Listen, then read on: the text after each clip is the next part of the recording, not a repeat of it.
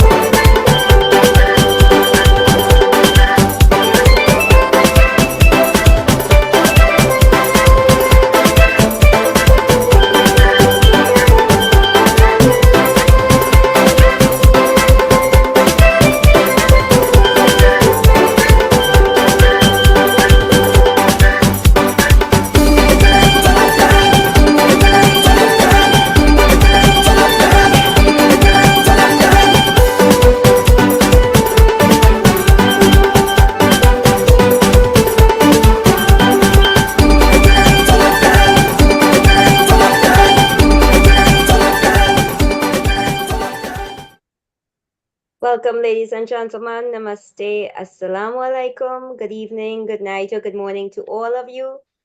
We are so pleased to have so many of you in this meeting from all over the world in different time zones. I am Shakira Mohammed from Trinidad and Tobago, a teacher for the past 15 years. And ladies and gentlemen, this is the 211th edition of our ICC Thought Leaders Forum. We wish to sincerely thank all of you who have contributed in whatever way to the success of this ongoing Pan-Indo-Caribbean and Pan-Indian Diaspora Global Project. For 210 unbroken continuous weeks, we have been here every single Sunday, and in the past 4 years and 3 weeks, we have featured 887 presenters from all parts of the world speaking on 210 topics. So, ladies and gentlemen, this is a weekly forum being hosted by the Indo-Caribbean Cultural Center, a legally registered research and publishing company operating since 2010. And like today, we often partner with the Amina Ghafoor Institute for the Study of Indentureship and its Legacies, led by Professor David Davidine, who is here with us. And today we are also honored to be supported by the Indian Diaspora Council, led by Ashok Ramsaran, who is also in the meeting with us. Welcome, sir.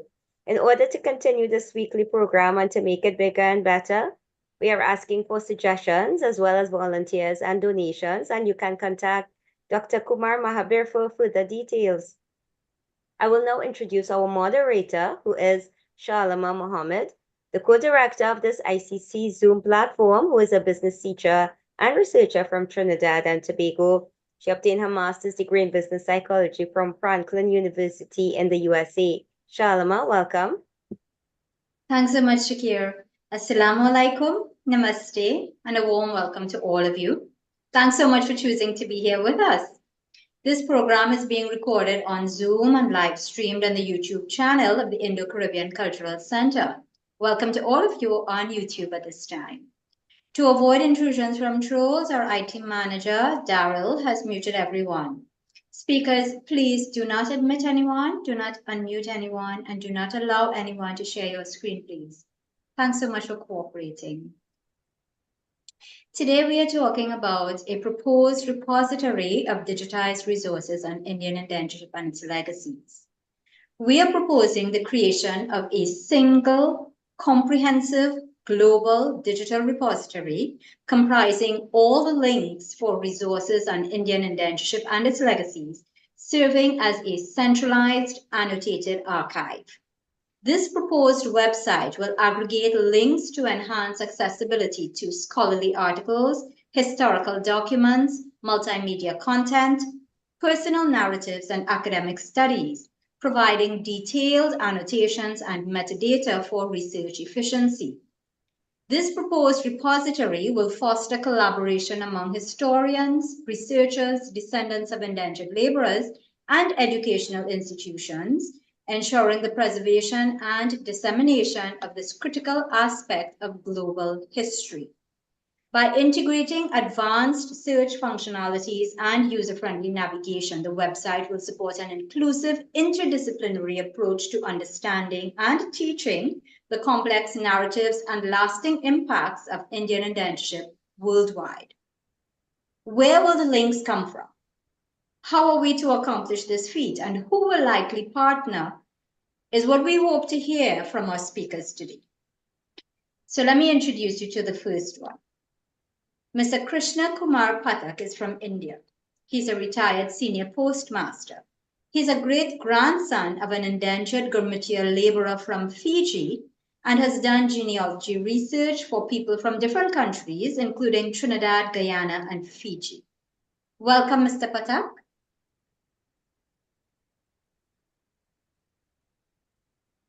Can you unmute? Honorable organizer and coordinator of this conference, Namaste, Sitaram, Ram Ram, Pranam. I am grandson and grandnephew of indentured laborer who left India 114 years ago for a better opportunity of their descendants.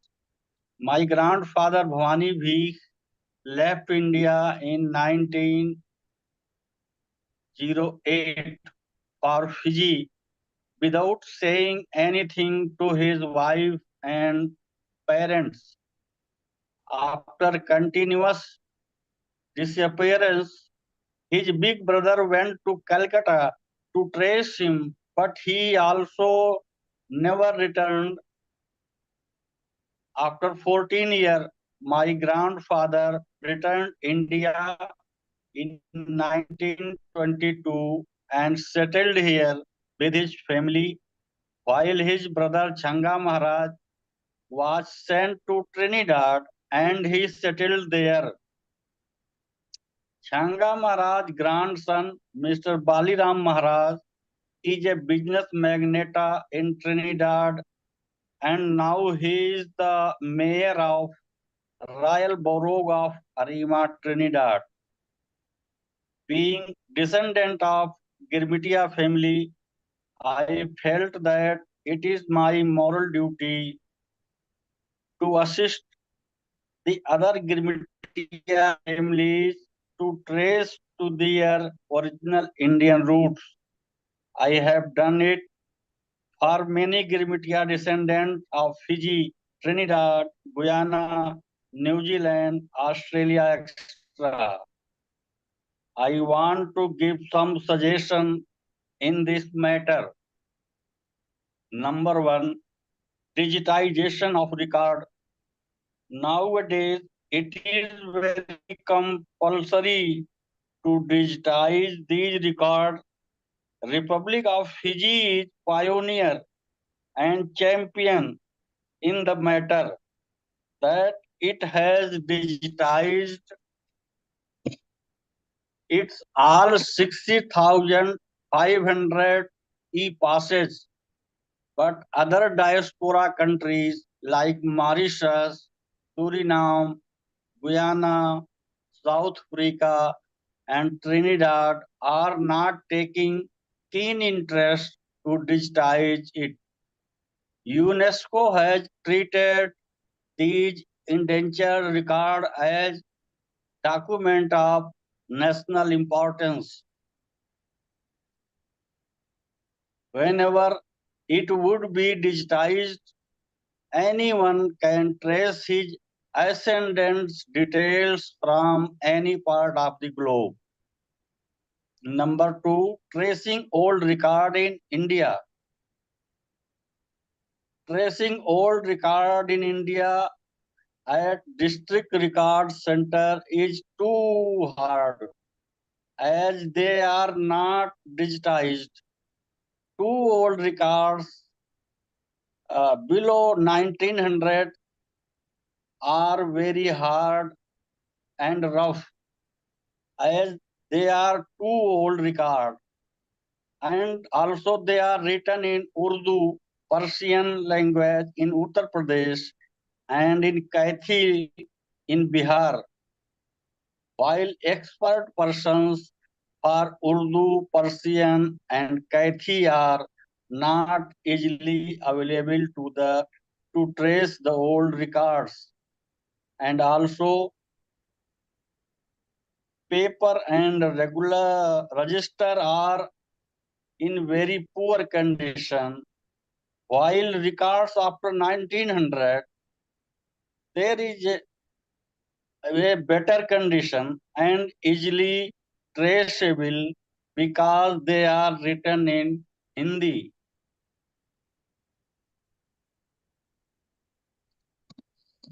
Point 3, difficulties faced in remote villages of Girmit areas. We suffer many difficulties to trace Girmitia village, like villages are in remote areas, lack of transport to remote villages. Sometimes we have to go on foot too long distance and return same way on foot. So sometime in a strange village where we ask for a person who left centuries ago, people see us as stranger or spy, and they do not tell right thing. Sometimes some villagers too afraid of whether their far relatives in foreign countries will divide their property. So they hesitate to tell truth. I think old and older people are going to die, and current generation do not know more about their older past. Generally in rural area and especially less educated society, they know their father name as 100%, grandfather name 70%, great grandfather name 10%, great great great grandfather name 1% or less. Being a civilized person, it is our duty to tell our descendants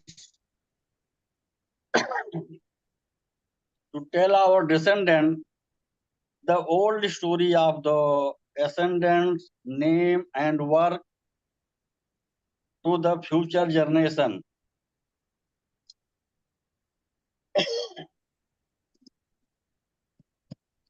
A big obstacle for bond connection between India and diaspora countries is lack of direct flights. It causes the journey very expensive. If any flight from India to Trinidad, Guyana, Suriname route and another flight from India to Fiji is possible, I urge all diaspora countries to look possibility of direct flight on above routes.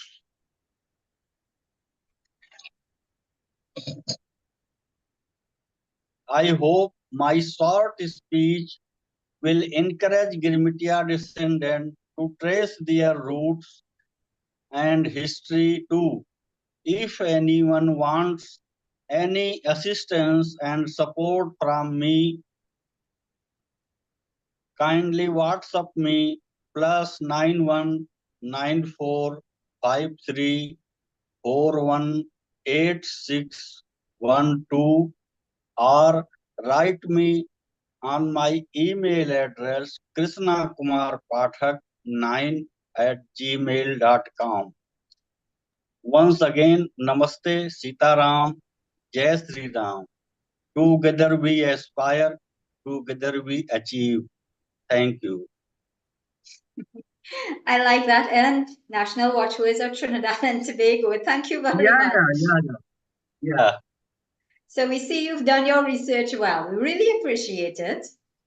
And thank you so much for your very, very enlightening presentation. We understand that the significant economic costs of doing the research would be reduced if you had digitized resources to rely on. We also recognize the challenges that you face when you go searching within the villages themselves. So no easy feat. Thank you so much for sharing that. Ladies and gentlemen, we will take your questions now. So please raise your electronic hand as Chand Gupta has done. And Chand, please go ahead, unmute.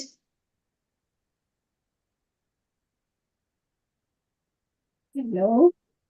Yes, Chand, we can hear you. I want to ask Mr. Pathak, what is the website which he claims has the digitized records of all the Gilmitians in Fiji? Okay, thank you, Chand.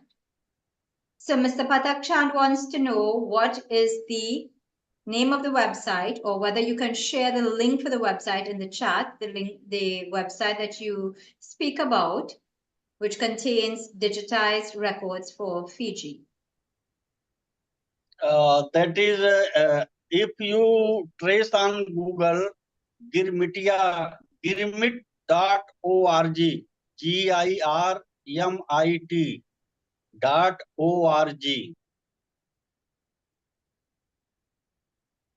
Okay. I have already been on that website, and it only has records from alphabet A to N. It does not have all the records of the 60,595 Gilmitians.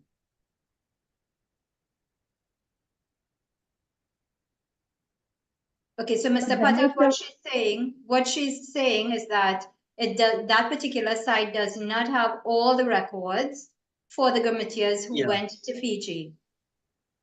Can you comment, please? I think I have seen it, and it has posted all another website is NLA, National Library of Australia. All right, that is where I found all the records, but you mentioned that it was limit.org, which is in Fiji. Fiji does not have it because the National Library of Australia has the records from the CSR, which was the Colonial Sugar Refining Company, which was operating in Fiji. They have all the records in Canberra. So Girmitia.org, that site which was started off by somebody on their own, only goes up to M full records. N only has 28 records. But there is another one, Global Gurmit Institute, which is currently running by Ganesh Chand. He has started digitalizing, but it is not complete. Okay, thank you very much for sharing that, Chand. So for just to recap, the records for all of the Gurmitias from Fiji can be found at the National Library of Australia, Canberra. Correct? Yeah.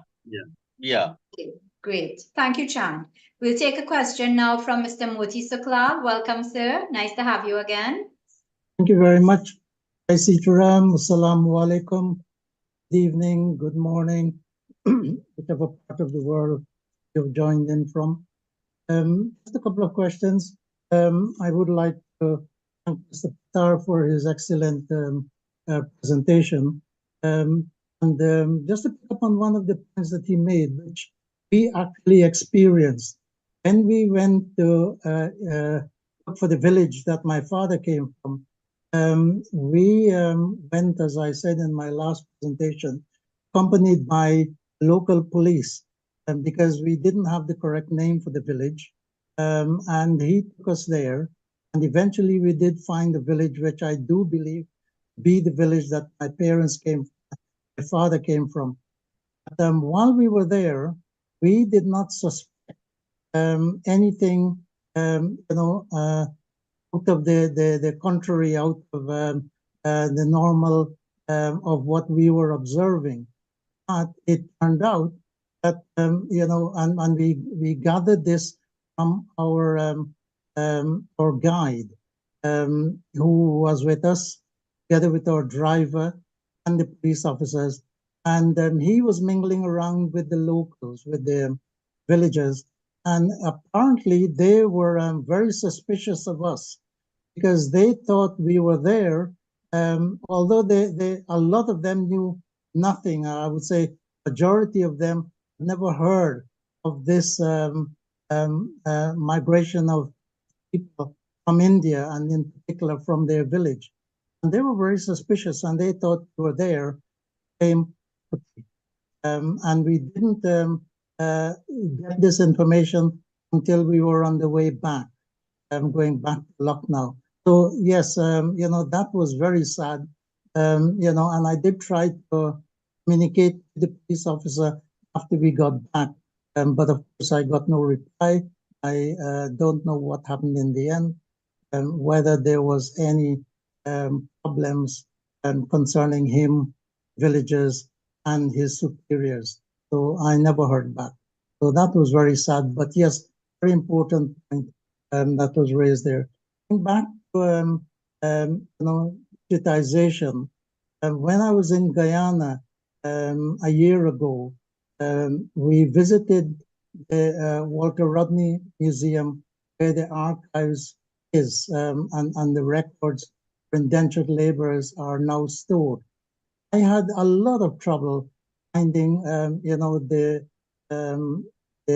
papers for my father, my grandparents, because I wasn't sure where they were, whether they were in the GPO building, or whether they were in some other part of the GPO building. I was made to understand that yes, there were two sections to the GPO, and they did have an archive section. And apparently there was a fire some years ago, and I don't exactly know when, but apparently some of the records were destroyed. Remaining records were transferred to the Walter Rodney Museum, and they are now stored there. While at the GPO building, they were in a terrible state, my understanding, and no system of filing them. It was very, very difficult to find the record of an individual. But when we went there, we asked the archivist, because we couldn't actually go to the archive, but spoke to the archivist, who was very keen to digitize the record, but he pointed out limitation. And most prominent one was, of course, resources, financial resource and manpower resource. He didn't have skills, the manpower, the skills necessary to do the job. And of course, he mentioned other things like confidentiality of the records and the fragility of the records. And I wondered, if this was part of your plan to digitize, records of indentured laborers or girmits, whatever you wish to call them.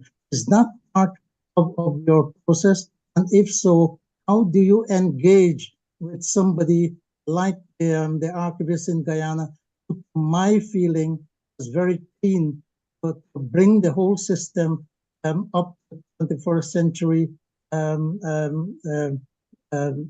presentation. So how do you propose to bring them on board, and how do you overcome these difficulties if you share those difficulties in your undertaking? Okay, Mr. Thank you. Let's get a comment, a response from Mr. Patel, please.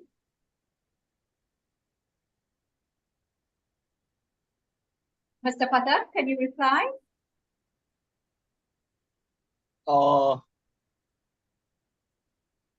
As he is saying, that is true, but ultimately we get the address after we get record from record center, and there are difficulty, as I have stated, to like that person, but ultimately we get it address.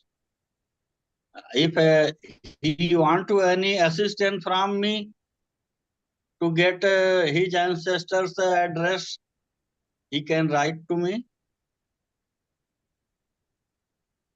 Okay. All right. So we'll put your information in the chat so that anyone can reach out to you if they need you. Thank you very much, sir. Ladies and gentlemen, we will move on now to our second speaker. And this is Tanya Sitaram from Suriname. So Tanya is an historian, researcher, lecturer, writer, archivist, storyteller, and journalist, and a whole lot of other things too. She's the author of a book on Indian female indentured laborers and co-author with Sanju Hira of 10 volumes of Calcutta letters. Welcome, Tanya.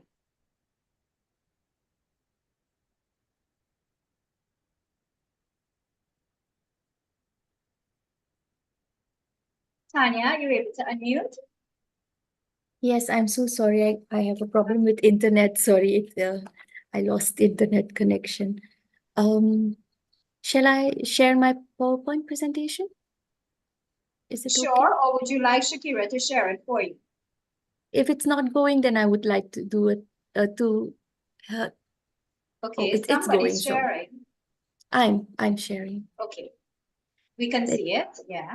Let me put it in full screen. Sure. And it will go like this. Yes. Very good. Okay. Namaste to you all. Today, I will focus on the importance of digital access to archives for researchers and other interested people, the challenges I experienced while doing research, and why I think it is important to have access to digital sites where researchers and others can find information. With the migration of British Indians to various colonies as indentured laborers, among other things, also various documents have been created.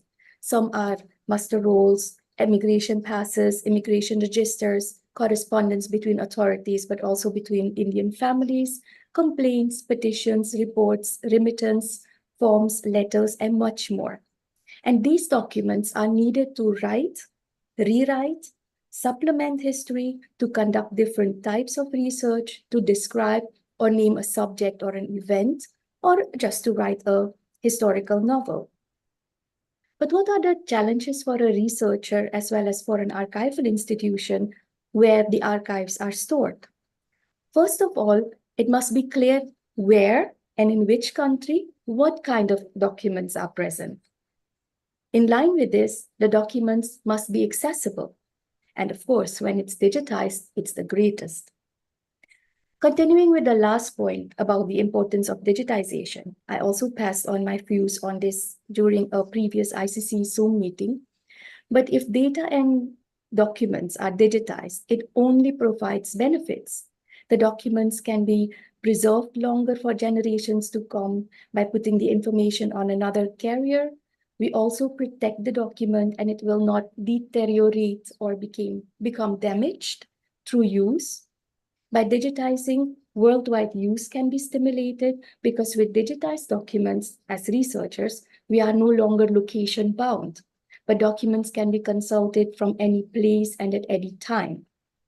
And that stimulates a lot of research, in-depth analysis of known topics, but also research into new topics because the documents are then more accessible.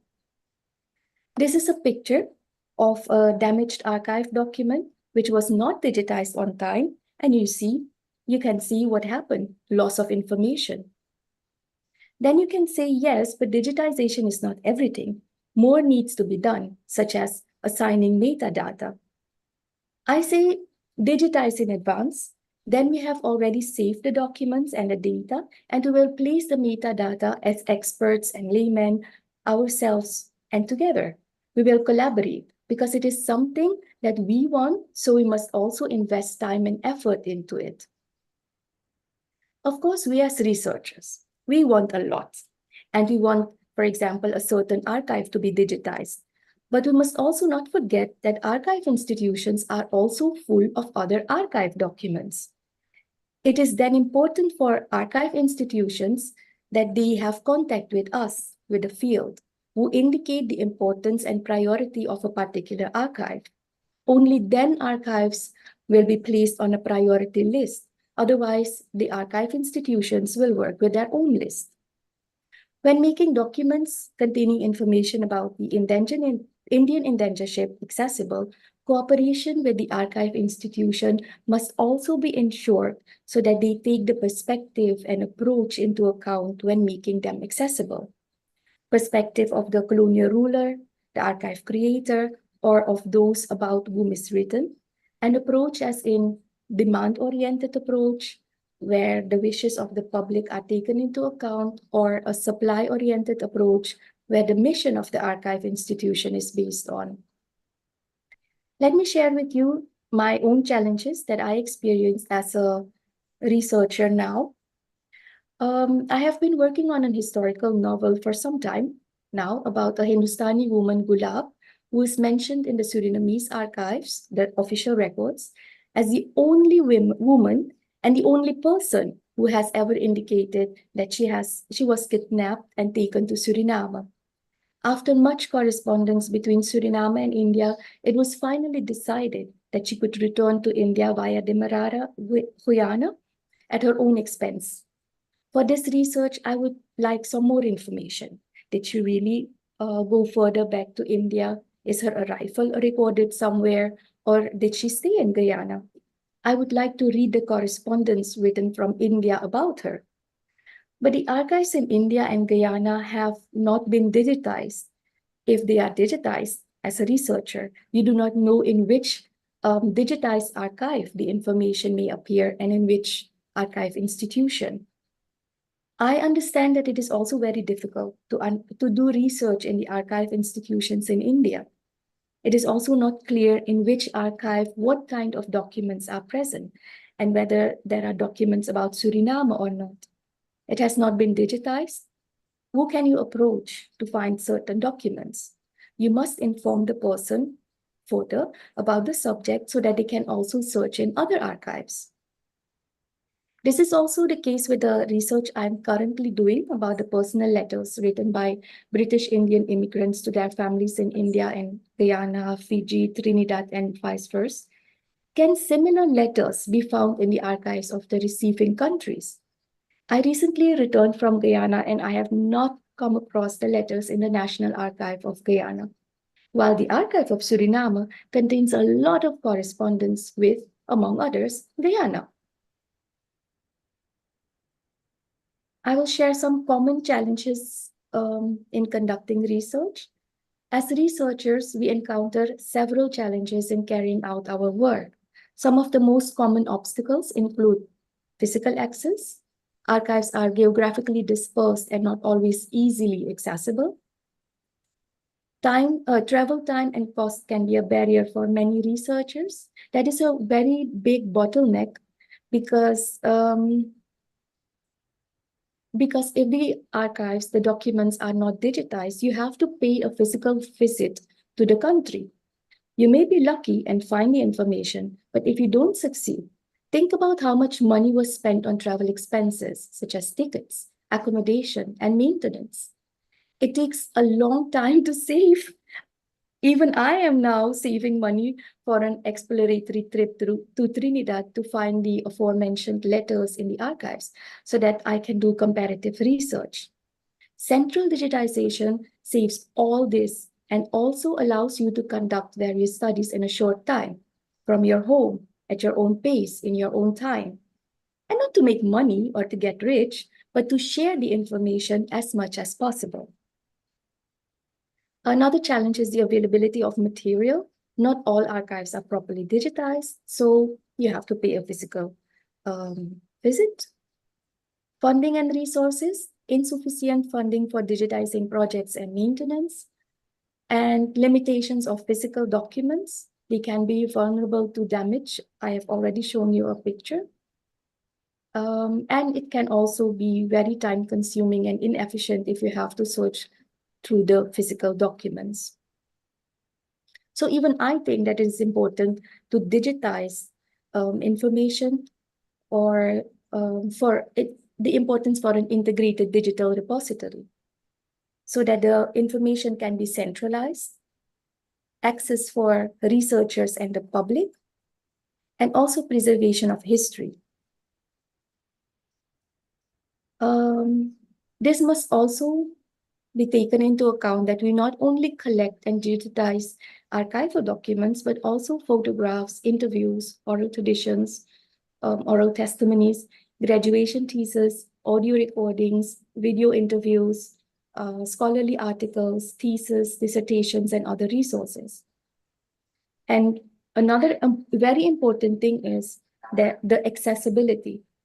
We must pay also extra attention to easy and open access to information when they are digitized. Ensure the repository is free to access for all users. If you still have to pay so much money to view a document after digitization, then use will not be stimulated. I want to share some benefits of digital access. Digital access of archives addresses many of these challenges and has numerous benefits for researchers and lay people alike. Accessibility, researchers can, just what I said, access digital archives from any place at any time. This makes it possible to spend more time on analysis. Availability of the archives, digital archives, they are 24/7 available. So whenever it suits you, you can do your research. Conservation and sustainability. When you digitize documents, you don't have to give them to the public when they come every time to research in them. So you preserve fragile documents for future generations. Efficiency and searchability. Digital archives can be quickly searched using keywords and metadata, and that saves a lot of time compared to when you are busy with physical documents. Then you have to get you have to read all the documents one by one.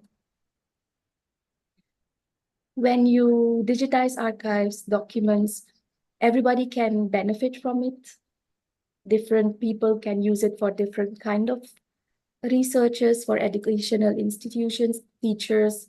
They can also use it for valuable learning tools. Don't forget the cost-effective storage. If you have to store physical documents, the storage space and related costs, and also cross-referencing. Easy cross-referencing of documents enhances research accuracy and depth. By digitizing more, we can link documents worldwide so that they are used more and more. New interregional or international research takes place. What is happening now is that research is being repeated, according to me, over and over again. What are the motives for leaving? How many men came to Suriname, for instance? How many women came, etc. But as more digitization takes place, the focus can shift to less known and less researched topics, which are just as important to be told or shared, so that there is a broader picture of our history. These are some other benefits as well. I already talked about the educational resources, but also opportunities. Digitized documents give opportunities to descendants to explore their heritage and family history, and also for cultural awareness. And I want to conclude with digital archives. Digital access to archives is invaluable for both researchers and other interested. It helps overcome obstacles such as physical distance, limited availability, and document vulnerability.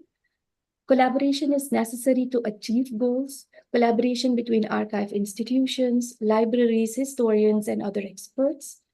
Partner with institutions holding relevant records with professionals, students, and others. And also engage the public in contributing personal documents, objects, and stories. Just before closing, I want to tell two other things in short. It's not a coincidence that today we have this meeting on the importance of digitizing archive material. Today is the International Archive Day, 9 June. And Dr. Hassan Khan is also in the meet. He knows that there is I think he is the chairperson of this project, which he is doing, the International Labor Route Project, in where he can tell more about it and better than me, where he's trying to digitize all the information from the other countries where the Indian indentured laborers went, to put that in a big database. So that is also very important if you want to do what kind of research. Then you have this these kind of databases which can give you information not only from Suriname, but also from Mauritius, from Fiji, from Trinidad, and so on. Thank you. Thank you. That's all. A very enlightening presentation, Tanya. Thank you very much. Thank you. Ladies and gentlemen, Tanya has extensive experience in doing research and in archiving, etc., etc. So her credibility cannot be questioned. We really thank you very much for bringing this to our attention. My pleasure. So the floor is open. If you have any questions or comments for Tanya, please raise your electronic hand. And Tanya, while we wait for that, I think your point about the repetition that's taking place in research is is a good one. It is something that we need to take into consideration because not enough, as you rightfully pointed out, not enough is being done to show the entire picture if the repetition continues. That's true. This is one of the reasons why we have this program, so that we can indeed get more information out there about the full picture. So thank you. Mr. Moti Suklal, you wanted to ask a question. Yes, thank you. What time frame, Tanya, are you talking about getting this off the ground? Well, so we don't have a time frame as yet because we need to figure out what links we can get access to place in this repository. We would like to have it done as soon as possible, but as with everything else, we need to have contributors. Right, so funding would come from central government of each of these countries. Yes, that's true. That's true. I do not know if Dr. Hassan Khan want to share the information of the ILRP project, in which the question can be better answered. I'm not sure, Mr. Hassan Khan. Okay. Let me ask him to unmute.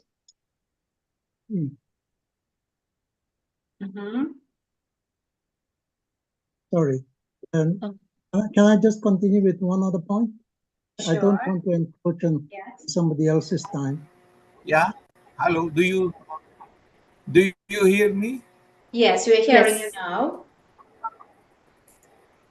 Do you hear me? Yeah. Yes. Okay. I think it would be better to give Krishna Gubili first. Let he put his presentation. Then we can answer all questions about indentured labor route project. I'm asking that because Krishna Gubili is part of that project. He's playing a very key role in that project. Okay, And very the good. indentured labor route project is the purpose of it is that all the national databases of the different countries should be linked to each other. Very good. Thank you so much. Mrs. Suklal, you wanted to ask one other question? Yes, although it might not seem directly related, I would like some clarification. And recently, I tried to apply for OCI status and submitted all the documents.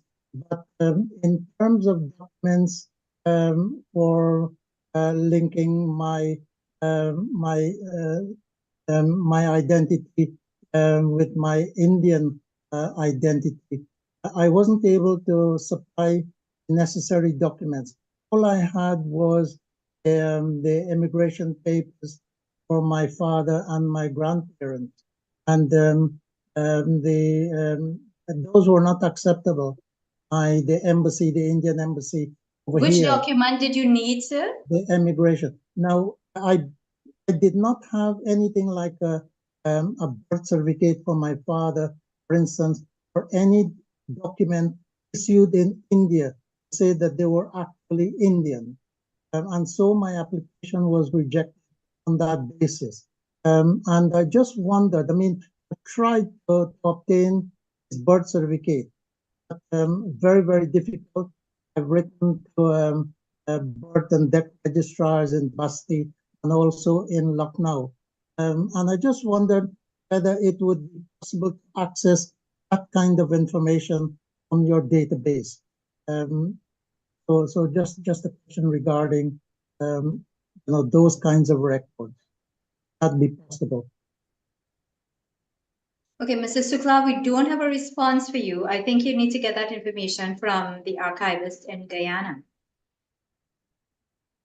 Tanya, can you shed any light? Would you suggest he check any other source? Let me check. We have the database on Indian endangereds for Suriname. I do not know if there is a link because families, they travel from one country to the other. I do not know if this has something to do with that. We have the database if you want to try and in that. But also I went to Guyana and there was information. You can try, of course. If you want, I can share the database of Suriname as well, so you can do a search in that. Yes, certainly. Please share it in the chat. Okay, I'll do that. Great, thank you. So Professor Moritz Hassan Khan wants to reply, and genealogist Shamsuddin wants to reply. Professor Hassan Khan, go ahead, please.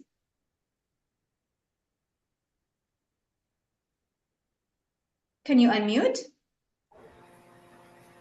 You're unmuted now. Yeah. Okay. Yeah. Let me say about Guyana. That is a very difficult question. That Guyana has the largest part of the indentured laborers from the whole Caribbean, but they have not done very much about digitizing. That is the first comment I want to say. And during the period of indentureship and just a short period after that, about 2,600 Indian indentured migrants from Guyana moved to Suriname. And about them, we have a register. But for getting the place of their origin, we have to go to Guyana and to consult the immigration passes there. So we have the names of the people when they did come to Suriname, and with that, we hope to get the information in Guyana. I hope to go after 2 weeks to Guyana to find out what we can do about this. But we need the immigration passes of all those people, and then we can put it on internet as part of our own database. Okay, excellent. Thank you. Uncle Sham. Yes, congratulations to the two presenters so far. Very good presentation. I just want to answer one specific question that was raised by Dr. Moti there about a birth certificate for his father in India. I think you said your father was born in India. What we noticed in India is that we didn't see any birth certificates in the various districts that we went to before 1897. Now that may sound strange, but remember that even in England, universal civil registration didn't start until 1837. In Trinidad, it started in 1848. So I cannot say whether universally in India, when I say that, I mean all states, all parts of India, started before 1897. But in those places in Uttar Pradesh, Bihar, also Haryana, that area around Delhi, around there, we found no birth or death registration before 1897. I stand to be corrected, but of course I didn't go to every district in those places. But for those districts that we went to, we didn't see any birth certificates for India before that time. So Mr. Moti would have to check that out to see whether, I don't know if his father was born before 1897 or not. That could be the problem. Okay. Thank you. Excellent point, Sham. Thank you very much. So, Mr. Suklal, you'll have to do some further research, and hopefully the links that Tanya is providing can help. We have Professor David Davidine and we have also Ashok Ramsaran here, both of whom are originally from Guyana and both of whom are intimately involved in trying to get something done about the archiving of material from Guyana. I wonder if either would want to comment. Professor Davidine?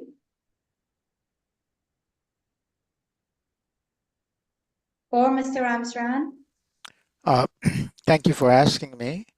I have made a recent trip to Guyana and met with the National Archives, and there's some work being done there, but I don't have the entire scope of activities, what are the records, and the duration of this kind of activity because it's a slow process. Many of the documents are in deteriorating states, and there's got to be some equipment needed, some high-powered scanner, high-resolution scanner, and cameras, as well as some digital storage capacity, and as well as an in-depth discussion on what are the documents to be scanned and how does that scanning convert to a digital text form that can be used to be put into a database. So there are many questions to be answered, but the process has started from what I observe, and it's going to be a long process. There is no definitive answer to it because the scope of all the documents, whether they're in Guyana, in UK, and India, as well as Dr. Hassan pointed out, some in Suriname. So I don't have a handle on that. It's a government activity that's going on, but I can tell you that I've seen some work being done. Okay, thank you so much, Mr. Ramsaran. Let's hear from Professor Davidine now. Yes, thank you. The President and the Ministry of Culture have made this, the digitization of our National Archives, a priority. So that work is going on now, the digitization. At least 5% of our National Archives are already digitized. So that is a process that will take some time. It is going on. And the government, as I said, has made it, the Ministry of Culture has made it a priority. So we will see what happens. Okay, Professor Davidine, can you shed some light on any resources that might be available to Mr. Suklal and others like himself in England? The National Archives. At Kew. At Kew. Mm-hmm. Okay, well done. So he will probably link up with you because Mr. Suklal, you're in England right now, yes? Yeah. So great. So hopefully we should have some, we should help him to get some assistance with that. Thank you very much, sir.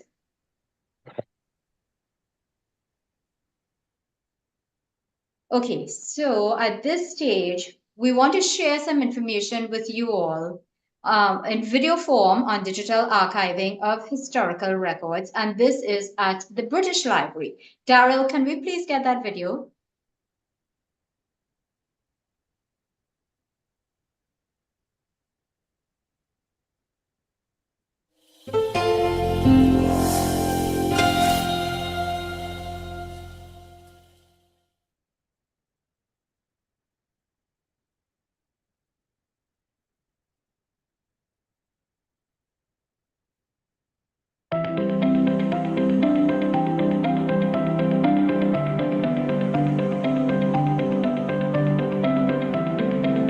I'm Oluwaseun Obashola, a librarian from Nigeria working at the British Library in London on a project tagged Big Data and Libraries. The video you're about to watch focuses on digital archiving. The aim of the video is to provide basic knowledge about digital archiving for librarians and archivists in training, especially in Africa. Digital archiving starts with digitization of archival materials, which involve the use of technology, both hardware and software, in managing valuable records that are born digital and those converted into digital form. Materials for digital archiving should be original, authentic, reliable, and usable. Digital archiving involves planning, creation of digital objects, acquisition or ingestion, cataloging, preservation and storage, access for use and reuse, and evaluation. However, the processes can vary depending on the type of material. To plan well for digitization, one needs to spend quite a bit of time on scoping for projects, and this would involve answering quite a few questions, such as what are we to digitize and why is this important, who is the audience we're digitizing this for, how are we going to achieve the digitization, what access would look like, and what do we know about the collection, do we have metadata available, and of course to consider what the budget will be, what the condition of the collection is, and are there any rights issues with the collection. Archiving ensures preservation of valuable records for long-term use, efficient retrieval of important records for use and reuse. It prevents loss of valuable records. From an archiving point of view, the main things we're worried about is web resources disappear very quickly. So we did some studies on the stuff we've collected over the years and whether it's still on the web now. And we found that even within 1 or 2 years, more than half of the content we'd archived had already disappeared from the live web. So the risk so it's not just about collecting a snapshot of how the stuff looked at a given time, it's also the fact that most of this content simply disappears within a year or two of being published. And we found that when you're 10 years out, there's less than about 5% of content is still on the web, unchanged as it was 10 years ago. Archiving ensures the provision of records that can tell stories about events, individuals, people or organizations, and archival materials can be used as evidence during legal proceedings to ensure justice. During preparation for digital archiving, there is the need for a careful consideration of both hardware and software that will be used to avoid digital obsolescence. When you have a book, you can put a book on a shelf very safely for a long time without anything happening to it. But if you have a digital object and you don't check it regularly, it can become inaccessible very quickly, and that's because the world around it changes so quickly. So the means that you needed to have in order to access it may not be available anymore, but we may not be aware of it. So what we need to do is we need to what we call characterize it. So we need to make an inventory of all the very important properties of this digital object, and then we need to keep a watch and see how the world changes and whether there's a risk arising that may affect this digital object. So when we find out that for example, a file format's no longer supported, or a license for a software product expires and we have no right anymore to access it, then we need to think about what are the preservation actions that we need to take in order to ensure the long-term access or the continued access of this.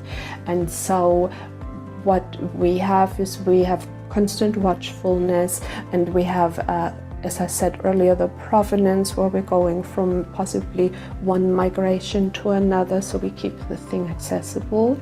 Or alternatively, if we don't want to migrate, for example, we could say we emulate the platform on which the digital object was used. So if I have an old computer system, and this computer system is just not used anymore, but there are lots of files that all used to run on it. What I can do instead, I can take a modern computer system and I can emulate that old system on it.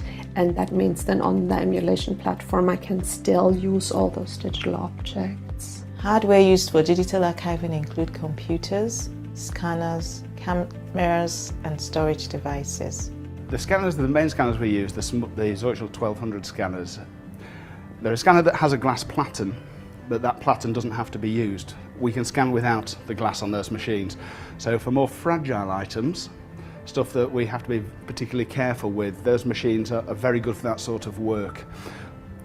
Also, the software will correct out the curvature in the pages to a large degree. The beds are highly adjustable, so regardless of the size of the item, we can get them to sit on there nicely. The larger machines like the one behind me, although we can scan without the glass, it's a little more restrictive on a machine like this. However, on these machines the beds are highly adjustable. The pressure of both the glass and the bed itself can be adjusted to a very high degree to make sure that there's no damage to the material. But some material is sent to us and we are told you cannot touch the surface with the glass. So this will dictate which machines we use for which projects, as I was speaking about the collection care issues earlier. Also, within one project we might have different types of material. This is the machine we would use for any cut sheet items or loose sheet items. A lot of projects that we get, people send in, could be anything from card files. We might have material that's actually been cut so we can feed it through as individual sheets. And this automatically scans both sides at the same time. It can auto-detect colour and black and white or grayscale, and then we can output to all the different formats from this as well. The operator only has to select whichever job with the predetermined job settings in. So they select them, it defaults to open, we size the tray at the bottom. It has ultrasonic sensors which detect there's paper there, and will also detect 2 sheets feeding at once as well, and will give us a warning. So when we're happy it's loaded okay, we can then start the batch scan, which I've just done.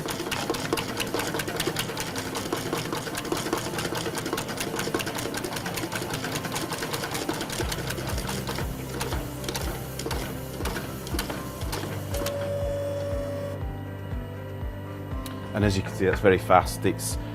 I haven't actually got the auto rotate on, but we can turn the auto rotate on. We don't always have it on because sometimes you have images that aren't meant to be rotated. We do that manually afterwards. But as you can see, it's captured front and back.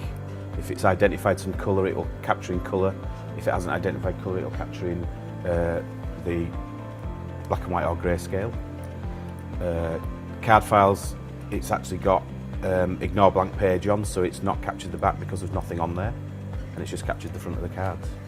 We would then, once it's finished, just click on the finalise button, and that actually, if you can see this, it's starting to process the batch, and that will be creating, from the job setting, either we've asked it to just send a TIFF or a multi-TIFF to a particular folder on the network. It might be creating a PDF, and it might be doing the OCRing of that PDF as well, and delivering it to a folder we've specified already for that job, for someone to then check the work and post-process it further.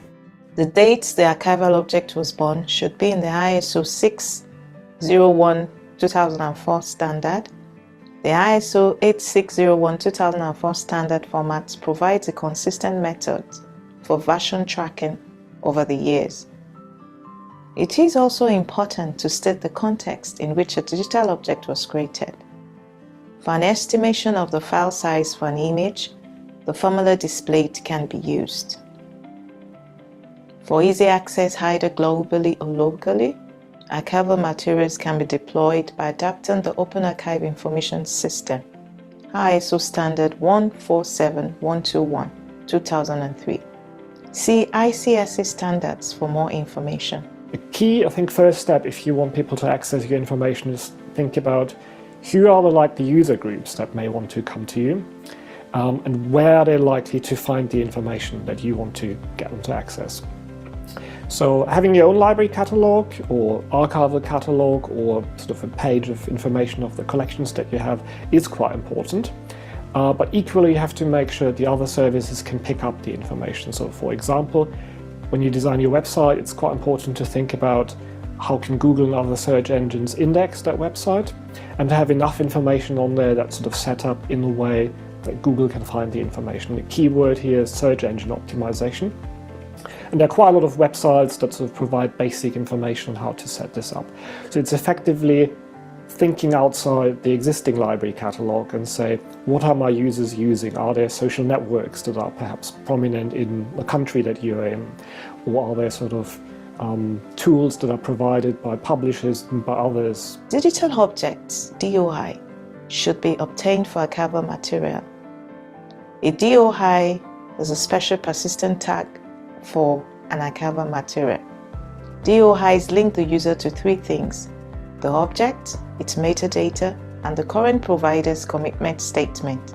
We use as an overall framework METS, the format that was developed at the Library of Congress for maintaining information about digital objects. We use that as a framework, and within that we may plug in then other metadata elements relating to items like, elements like preservation and description. So for preservation, we would use the premise standard. For descriptive metadata, we'd use the descriptive standard which is appropriate to the type of material. So in the case of books and serials, traditional material that is catalogued by the library, we would use something like the Mark 21 or Mark XML descriptive framework, use the new RDA, Resource Description and Access standard for cataloguing rules for that material. But for something like manuscript material, we would use a different set of descriptive standards which are appropriate to that archival world. So, for example, the ISAD-G standard for general materials, we might, in the case of doing some detailed digitization of a manuscript, particular Asian materials at the moment, we're experimenting with the Text Encoding Initiative metadata standard for enriching the descriptive information around the manuscript itself, and also creating metadata. We're holding that in our integrated archive and manuscript system, and we are then exporting that to users as required. With commercial material, often you can use standard identifiers, such as in the case of an ebook, an ISBN, or an e-journal, an ISSN, to sometimes derive additional data to enhance the description. But in the case of the unique manuscript and older digital material, that's much harder to do due to the lack of widely available unique identifiers for that type of material. But one thing we are also looking at doing is, where possible, enhancing certain elements within the descriptive metadata itself through the addition of things like the new International Standard Name Identifier, effectively the ISBN for authors, effectively, a unique identifier that enables us to assign identities. Incredibly wide range of material to deal with, a huge amount of challenge to handle, and a lot of expectations to deal with as well. And that's always perhaps the greatest challenge of all, because people are always seeing the most cutting-edge developments in the world. I hope you've enjoyed this video and you found it both useful and informative. Many thanks to Chevening, British Library and British Library staff for supporting the project.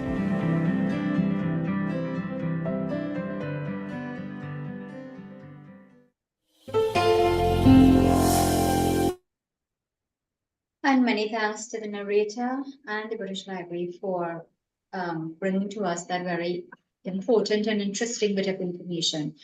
We wanted to share with you all so that you can see both the positives as well as the challenges that go with what we are proposing. And I think it was perfectly outlined there in that video. Yes, Shani, very, very informative. Yes, Anusha.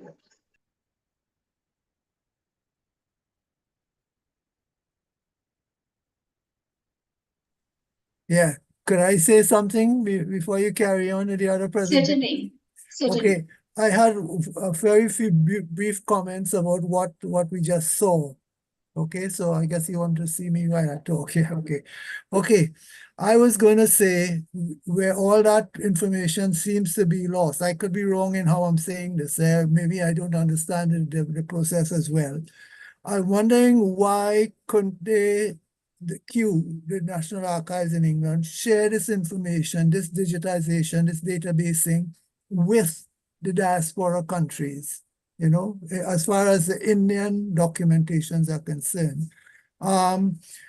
Because what we find when we read the genealogical literature of the time and before, a lot of the documentation that was saved in Kew and the National Archives was due to the pressures that were put by genealogists in Australia in New Zealand and in America and Canada. Those places, they put pressure on the National Archives of England with what mightn't have been the National Archives at the time, but the document preservation centers. They put pressure on them. If you read the literature, you'll see that a lot of pressure was put by these countries who had their peoples coming from England to the various places. So we in the diaspora could look at that kind of pressuring as well. You know, we want to find out why couldn't that process of digitization, especially when it refers to the diaspora countries, why can't we be consulted in this? Maybe Mr. Ramsaran might be able to give a little more information on that as to Mr. Morris Hassan, Dr. Morris Hassan Khan as well. So I believe that that is important. And secondly, thirdly, maybe what we need to check is that before they embark on this process of digitalization and databasing, as far as the diaspora is concerned, what documents do they really have for us? Now, bear that in mind, because I have tried and many others have tried to see what is available in the way of lists, ship lists, and so on that are so relevant to us in the diaspora. And we seem to get no proper reply, neither from India or from England. You know, it's very sketchy in their reply. They never come specifically and tell us exactly what they possess. And most of the times they tell us that if you want that kind of information, it lies within the colony or the country itself, not in England or India. Well, India is a different kettle of fish. We'll have to check that out again, because you might have remembered in earlier episodes, I mentioned that we are starting to find things in places like Lucknow and Varanasi and so on that are related to Trinidad and other places especially for those documents, those lists that are missing in our national archives. Okay, that's as much as I would say there. If there's anybody else to add anything, fine. Or correct me, please. Go ahead and correct me if I'm wrong in what I'm saying. And very valuable information there, Uncle Sham. And thank you very much for bringing that suggestion. We absolutely need to lobby for this, because if we don't, nobody else will on our behalf. So thank you very much for raising that. Yes, may I say Mr. something? Ramsaran. Certainly. Sham, Yes, you've go been ahead. an expert on this, and you have been a pioneer, and we value your opinion very much. You have helped so many people. I'll go back to what I had said before.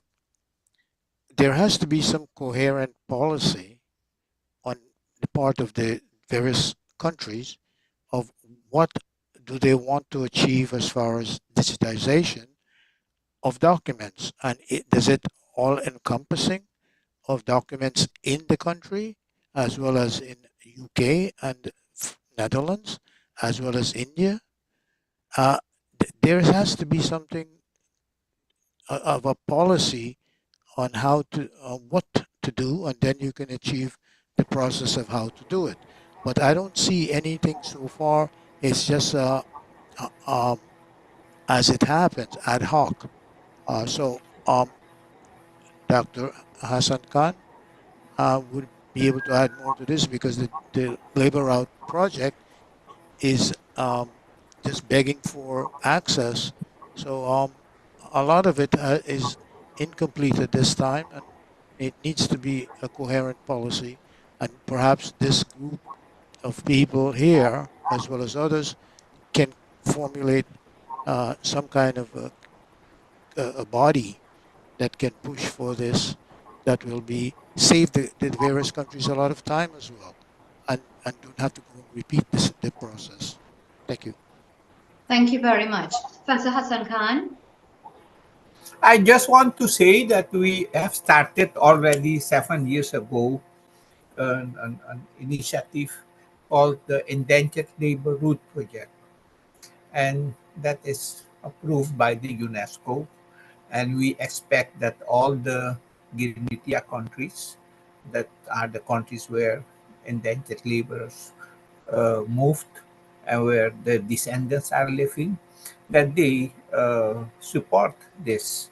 And formally, almost the most important countries have said that they will participate. Trinidad has promised to participate. The government of Guyana has promised to participate. Suriname is already participating. Fiji, South Africa, uh, Mauritius, that is most important one. And I think we have to support that initiative and enjoy all resources that we have to make it successful. At this moment, the most important challenge is to get Guyana on board, in the sense that they really start the work. First is digitizing and then creating a database on the indentured laborers. That is the first thing that should be done. And at the same time, all the records regarding indentured labor should be digitized and put on internet, so that everybody, uh, independent where you are living, that you have access to those records. And in Very good. Suriname we are very very lucky that we get also some help from the Dutch government, the National Archives of the Netherlands. They are supporting us to help digitize all our records and put them on internet. That's what I can say. And then I think we all have to inspire each other to get the countries on board. Trinidad, the archives has told us, the National Archives, that they are working on it also. So I'm positive about it. Only it takes a little too much time. That is my concern. Yes. Agreed. Thank you very much. Let's hear from Lenroy Thomas. Lenroy, go ahead, please.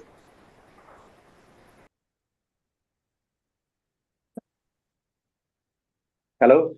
Yes, we hear I just you. want to answer, actually, Uncle Sham also, here, my elder.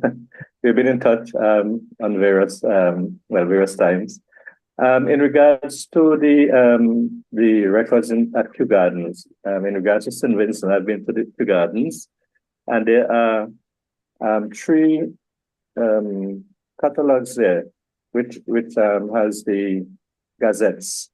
And these reports were sent back from the colonies to England periodically. So what they have done in England during the time of the indentation for St. Vincent, all of those are in 3 volumes. So we are able to get copies of the ship lists there. Although I think one ship is missing from those records. But I suspect that for the other countries, there would be those gazettes at Kew Gardens in England. All right, in regards to Hassan Khan and the project, St. Vincent has done the digitalization of all the ship records, and we got help from Mr. Chan in Fiji, to the University of Southern Pacific. So our records are online. We would be happy to have them included in your project. I put the link in the chat so you can get it from there. All right, all the best. I am very, very excited about this project if we can get it done. One of the things we need to get is permission. In the case of St. Vincent, we do not have permission, official permission from the government to put it online. So that is a problem for us. So officially, we cannot do it, although we have the information available for the public. All right, so these are things that are to be sorted out. The permission, very important. Thank you very much. Thank you very much, Mr. Thomas. At this stage, I want to bring the presentation by Mr. Krishna Gubali. Before we continue the conversation. He is based in the US, but born in India. Krishna Gubali is a volunteer for the Indentured Labor Project, focusing on building a website and database to help people search for their ancestors and for researchers to understand labor migration patterns. Unfortunately, he could not be live with us, So we have a pre-recorded presentation from him, which we will share with you now. Daryl, can we have that, please? Namaskar. Good morning, good afternoon, good evening. My name is Krishna Gubili. I'm based in the US. Thanks so much to Dr. Kumar Mahabir and Shalima Mohammed for giving me this opportunity to present some work that I'm doing on the global database of Indian indenture. First, to begin with, a brief introduction about myself.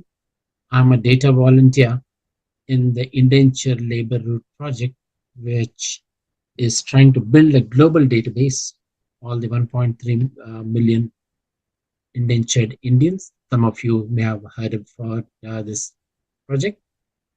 I have more than 25 years of work experience in the space, and since '98 I've been based in the US, and I used to work in India earlier. And my ancestor was an indentured laborer who went to South Africa, and the search for him lasted most of my adult life, which ended in a miraculous find. I really can't believe that I found my roots. It was a very long and arduous journey, and I ended up writing a book.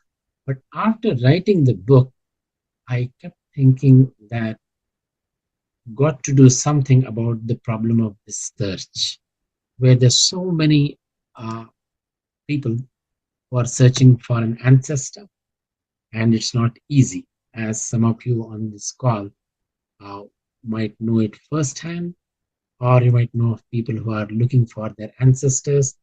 And honestly, across the world, no easy answer.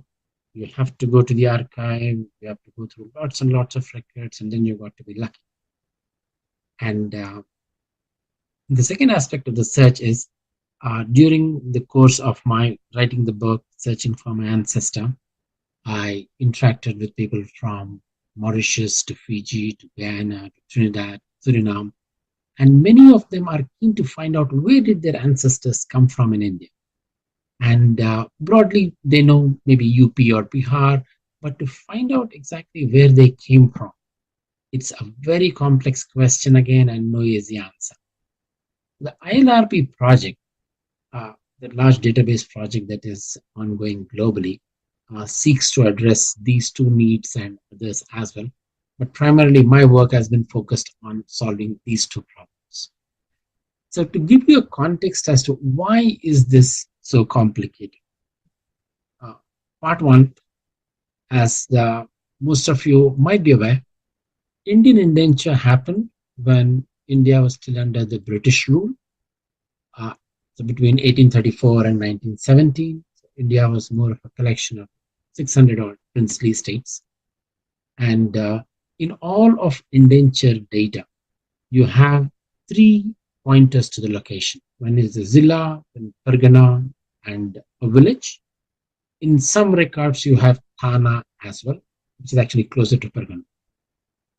Now, the challenge you have is India today has got 28 states and about 750 odd districts. And now you are trying to map these old locations, about 150, 200 years ago, to today's India. And as on date, there is no mapping available anywhere on the planet. The next challenges are, number one, poor data quality. As somebody who has worked in this space for a long, long time, I can relate numerous examples as to how the same location has been misspelled or spelled in like 10 different ways. And this happens partly because the laborers who would have had a 3 or 4 month journey on the ship when they land, they don't know, how to pronounce it. It depended on who was writing it down. So poor data quality, and next is lack of data. So to create a good master database for this location mapping, we need more and more of data. But I had to work only with data of South Africa and Suriname, which is available as on date. And another problem from this database perspective is incomplete data. where in lots and lots of records you have data that is missing. So what did I do? So in the past 4 or 5 years that I've been working on this project, the first thing I've done is to create a mapping process of the old locations to the new locations. And given my background in machine learning, database programming, I have managed to create the map. And for those of you who want to know exactly as to how I did it, will be glad to share more information, but that itself will take a full session. But in a nutshell, I built mapping from all the old locations to the new locations. And then I went about designing a database.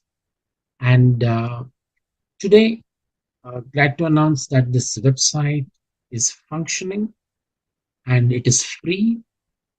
The source code is available for all the countries.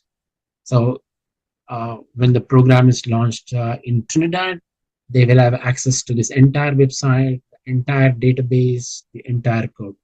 So I want to repeat again, this is free. This is available for all the countries from Guyana to Suriname to Fiji, every country. And as of now, the website has data from South Africa, Suriname, and Fiji. Working with Aparwasi Ghat in Mauritius very closely. I was in Mauritius in December last year. And if all goes well, if I have all of your blessings and good wishes, maybe we'll get the data from Mauritius this year. And I would request everybody to visit this website, try out that search feature, and let me know your feedback. So as of now, in the website again, the mapping is available. So you could play around, search for any record, and you can see the old locations and the new locations. So you could have an old location like, say, 24 Parganas, Belkanapura, Sarsuna, which actually have spelling mistakes. It will point to in the new India. It is in West Bengal, a district called North 24 Parganas, a sub-district called Bandwan, and the village is called Sarsinga with a zip code. So there are numerous examples on this slide and on the website. If you play around, you will realize that you could have this mapping process which can help people address that question as to where did I come from in India.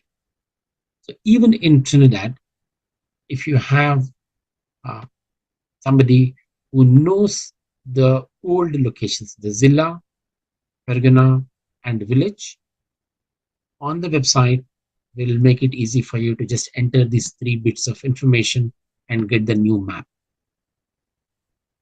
The next part is the search. As I said, the programming is all done. It has data as of now only of South Africa, Suriname, and Fiji. So you could go type the name of your ancestor if you know, or the country of origin, India, and if you know which district they came from, and it will give you the entire record of that passenger. Okay? We also have some graphs and charts to help analyze the kind of movement of laborers by age, by gender, to all the colonies. And the more data we have, the richer the analysis would get. This way, for researchers across the globe, you could understand how it's been done. And if anybody is interested, the tools and technologies are all open source based. This way, for any country that we need to add to the database and from where they need to manage the data, it's a lot easier. As I said, we are doing this with South Africa, Suriname, Fiji, and very soon with Mauritius. Now, where we are trying to go next is the big challenge. It's all about extracting data from images. So in Trinidad, the first request is to get the whole scanning part done, so that in the archives in Trinidad, if you can scan only the immigrant passes, if you can get only this pass scanned, from the scanned image, getting into Excel or a comma separated file format is a problem I'm working on right now. This is more of a machine learning AI kind of problem. I'm working with the researchers across the board, but within this year, we would have solved this problem. So in any of the countries, Trinidad or Guyana, if we have these images, you can get to this digitized form that is in Excel form easily. Once you get it here, getting into the database is straightforward. That programs are already existing, the database design is done. So all we need is scanned images from Trinidad of these passes, which will answer the two basic questions. Who was my ancestor? Where did they come from? And some analysis around the number of people who migrated by year and so on. And once we solve this problem, then in my mind, there is so much more data that we can add, like birth registers, return lists, and then we can create the holistic view. You can create the end-to-end journey of each of our ancestors. So we can trace as to when did they board the ship, when did they land here, did they buy a house, when did they get married, all these answers you can get. But that is the next phase. The first phase is to get the basic data online, and that is where I request a lot of help from the audience, all senior members, to see how we can get at least the scanned register, the scanned passes as the first step. Right? And thank you for your time. I was told to keep this session to roughly about 15 minutes, and wanted to share with you this overview as to where we are with this project, where are we going, and would love to be of assistance. My email address is with Kumar sir. He can share it with anybody who's interested. And looking forward to the next session. I love these sessions, and I want to thank the organizers of this session. This is amazing that week after week, we have so much to learn about Indian indenture. Thank you. Namaste.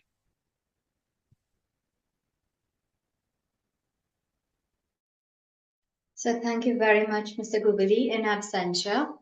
We really appreciate the information that you presented, and it definitely gives us hope. Any comments, ladies and gentlemen?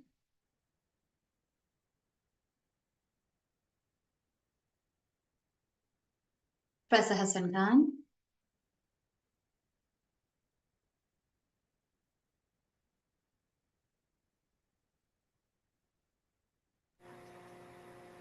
Yeah, hello.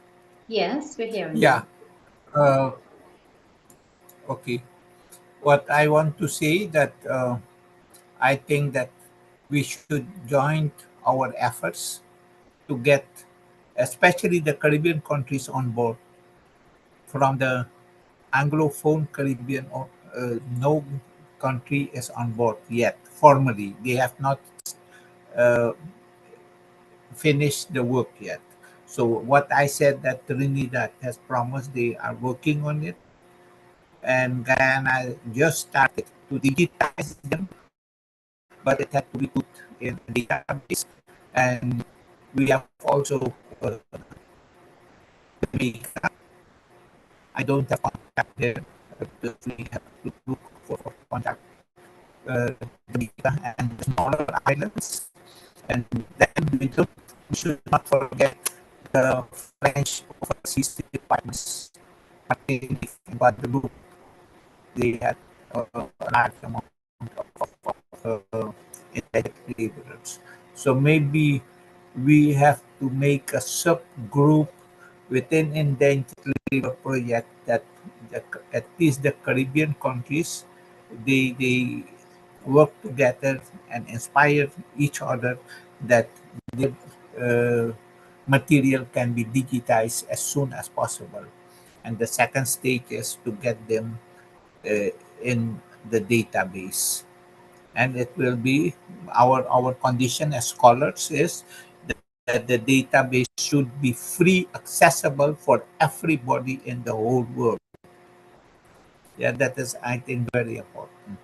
That is for the time what I can say. I hope to get the government of Guyana on board, that they give formal approval to the archives that they can be part of the project.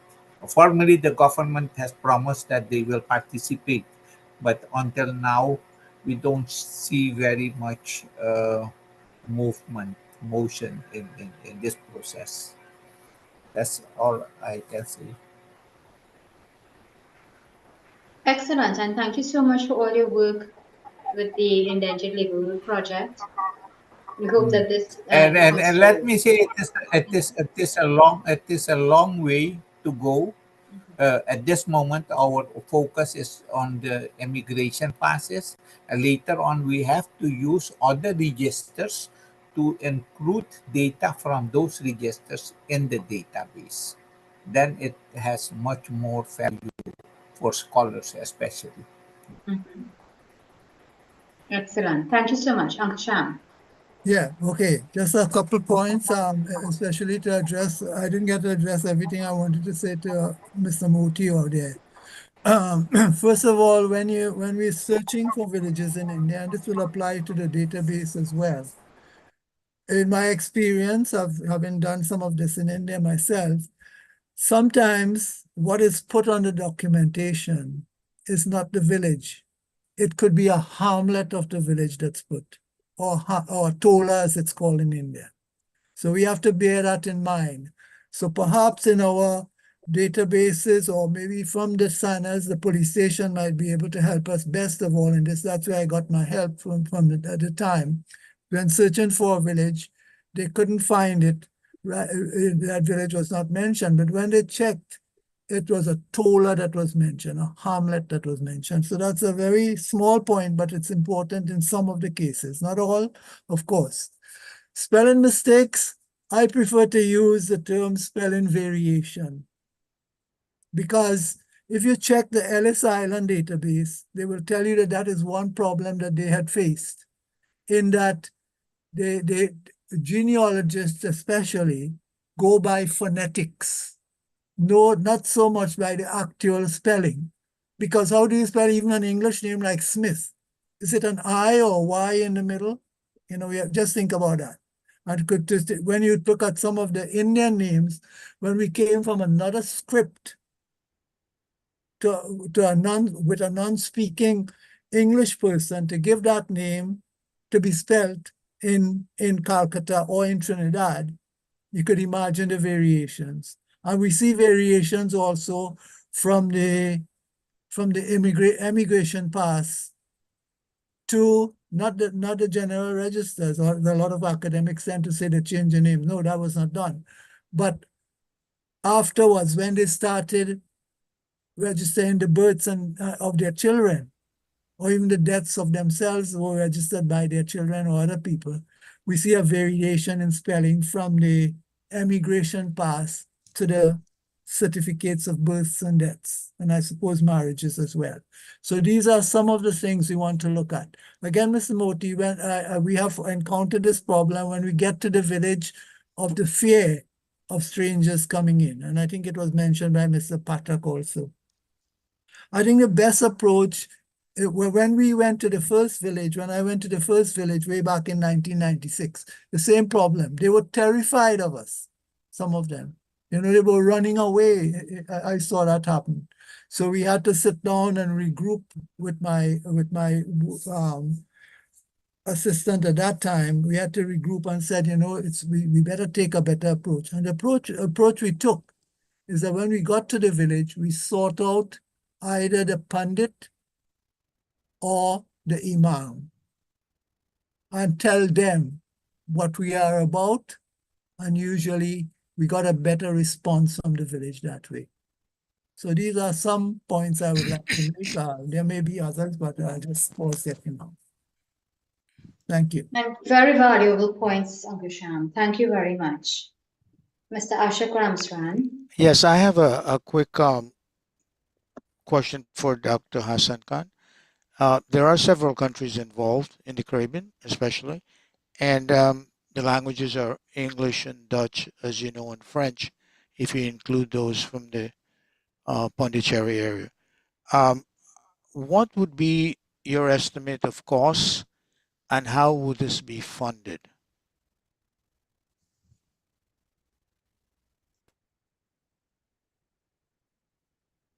Professor Hassan Khan, would you like to reply?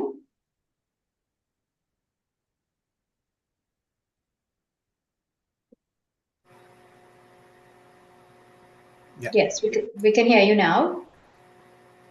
Hello. Yeah.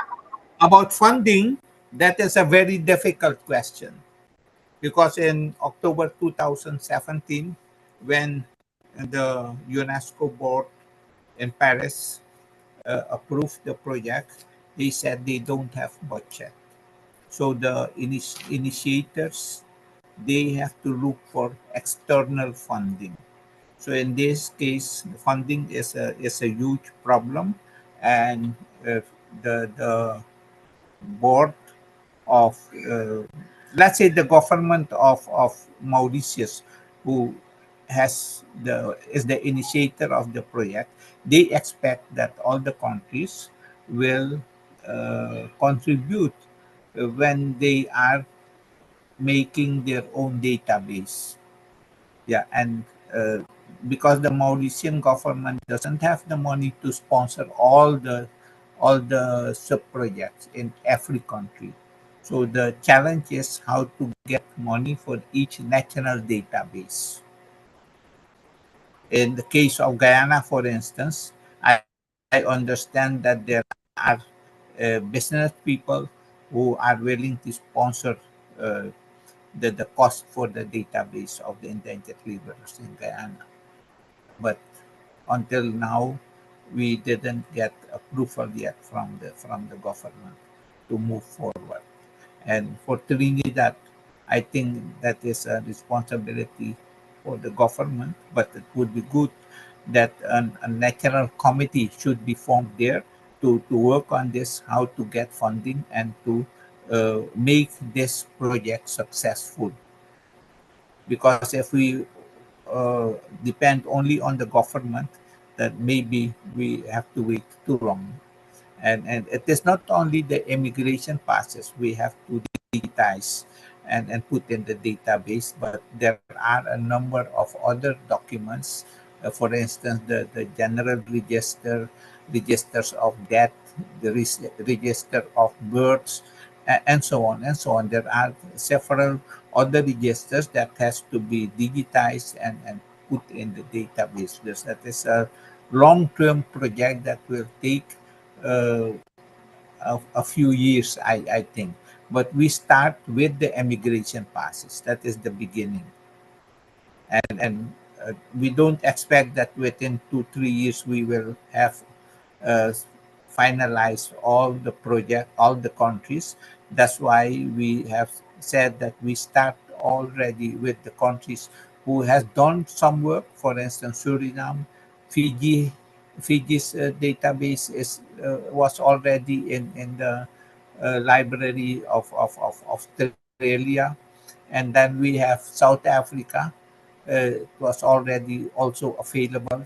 So with these three countries and now Mauritius, after a long time of discussion, they have approved it that they will participate in it. There was the problem about caste, because there are people who don't want that everybody knows about their caste. But we have found a solution for that, that the caste will be for the general public, that will be hidden.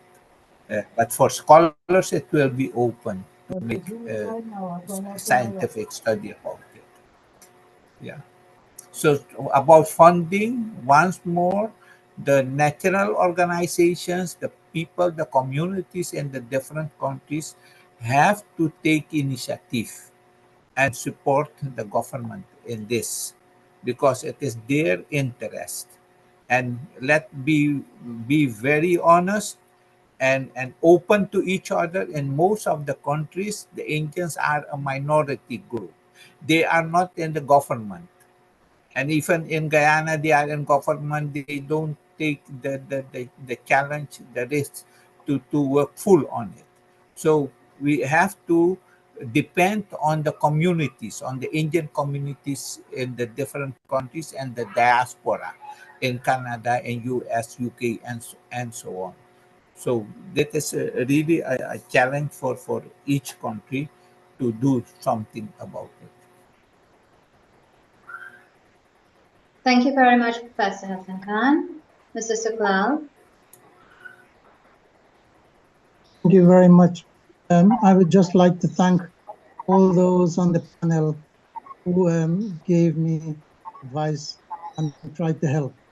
And I hope this project does get off the ground and becomes reality, and that all countries where there are agreements for indentured laborers and their offspring residing, they will participate without any hesitation.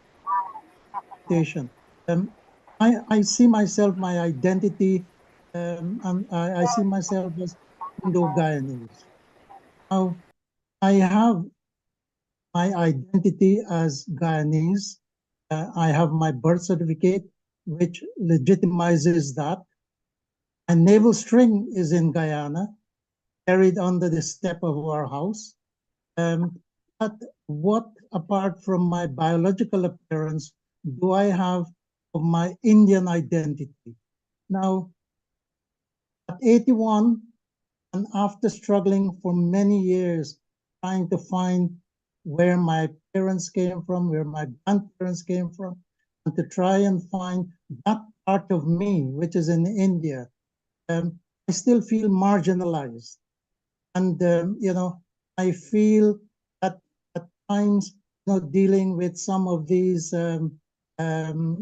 offices, public offices, in sheer exasperation and disappointment, one is left feeling, well, who are they there to serve? And at sometimes, during my search, I become so despondent. So I hope that this project gets off the ground. I know I won't be around to see the benefits of it, but hopefully my children, my grandchildren will make something out of it. So congratulations on the effort, and I hope it becomes a reality. Thank you very much. Jai Sitaram. Assalamu alaikum. And thank you again to all those who tried to assist me this evening. I'm very grateful. Thank you. Thank you very much for sharing your personal experiences and challenges, Mr. Suklal. It really means a lot to us. We understand. Professor Hassan Khan.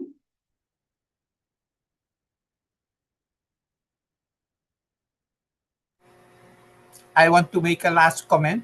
I want to remind everybody that a few months ago, the head of the governments of the CARICOM have decided to include indentured labor and in the 10 points program of the CARICOM for the reparative justice. I think that is very important to use this also to press the former colonial powers to give some assistance, financial assistance to realize this project also. I think this is very important because Excellent. I'm not thinking about getting money for individual people, but these are programs for research on the culture, on history of the descendants of slaves and descendants of indentured laborers, that we can do something. I think that is very important. to put some pressure on the CARICOM governments also. Very valuable point, and thank you for that reminder, sir. Lenroy? Yes, hello. Yes. Yeah, it seems to me that efforts have been made in several locations, and I think Mr. Gubili and different people, Chan in Fiji and others, Mr. Hassan Khan. I think Mr. Hassan Khan is way ahead of the others. And so I think what really needs to be done now is to have a coordinated effort. I mentioned this to Kumar before, Mahaba, the leader of this group here. We need to probably form an organization, a global organization, specifically to deal with this, where you can have representatives from each country. So St. Vincent, for example, you can appoint somebody there, Mauritius, Guyana. You have a lead person there who is reporting to Hassan Khan, something like that. So, but you need a committee, you need a group, you need communication, you need to communicate with people and motivate people to get things done, to get it done. And then there's pooling of resources and synergies that could be gained from this. So I hope we go forward in that direction. Thank you. Very good, Lenroy. Thank you very much. Very good, Lenroy. Thank you so much for that suggestion. And indeed, we do need to coordinate well together in order to have this accomplished. So we will be communicating with each of you. And if you would like to participate, certainly indicate so in writing, either via email or WhatsApp, so that we can take the conversation forward. I'm seeing lots of messages on the chat, and because there are so many links that were shared in today's chat, we will copy the chat and we will send via email to those of you who are, well, here with us and other interested parties. I want to say thank you very much to everyone for participating today, most particularly our speakers. Your time and your expertise and your efforts have really made a difference to us. We appreciate it. To all our other participants, thank you so much for being here. I'll turn you over to Shakira now. Thank you, Shalama, and we want to thank everyone for taking the time to participate and for being here with us. As we said earlier, this public meeting is being hosted by the Indo-Caribbean Cultural Center and the Amina Ghafoor Institute for the Study of Indentureship and its Legacies, led by Professor David Dean. And today we are also honored to be supported by the Indian Diaspora Council, led by Ashok Ramsaran. So you can feel free to contact the ICC to publish your books and your reports. And remember that we are kindly asking for your suggestions, as well as volunteers and donations, and you can contact Dr. Kumar Mahabir for details. We want to thank the advisory and planning team led by Dr. Kumar Mahabir, to our IT consultant, Daryl Grantham, behind the scenes, who have been recording the program and will upload it to our website and to YouTube permanently for posterity.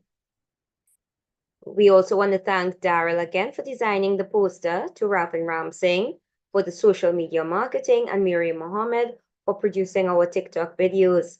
So our topic next Sunday will be the launch of Uncle Shamsuddin's book on finding your ancestral roots in India. So please visit our YouTube channel to see all our past recordings.